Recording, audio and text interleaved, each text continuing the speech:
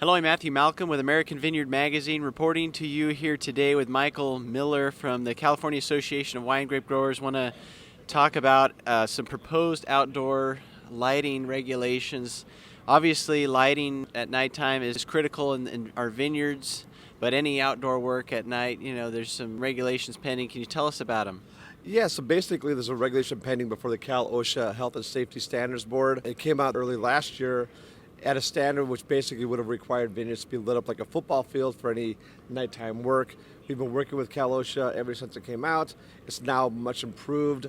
It's still pending, but basically now it requires the lighting to be at certain levels, and the lighting can be provided either by personal lighting, hands-free lighting, area lighting, or some kind of mix. And we think it's a much improved regulation over what was proposed back in October. So we're getting there, and we're very thankful for the growers who engaged on this issue because your advocacy made a big difference. I think the message was received at the board and the administration. I think we're getting there. It's much improved.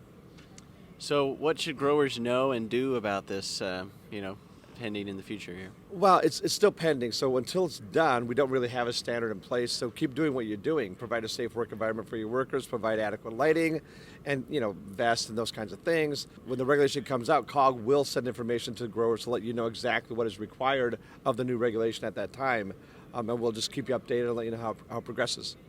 Should the regulation be enacted, how will this impact our grape growers at harvest? Well, basically what it will do is it will create a lighting standard for various tasks and operations. This will include things like harvest, irrigation work, working on machinery for repairs, those kinds of things. And the lighting levels will be at different candle foot power. So it'll just basically be that you'll have to meet that standard of lighting for those various tasks. And how would you say that would impact them financially, if they've already got these systems that they've been utilizing in the past?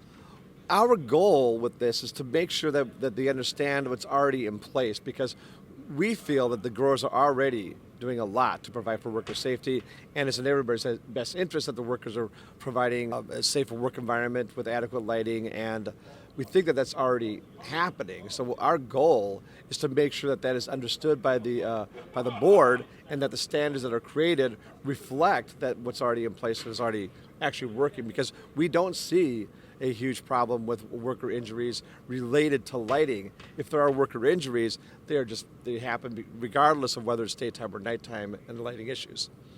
Right, and it's generally, if they have accidents, it's because they're not following the instructions they received. Many times, yeah.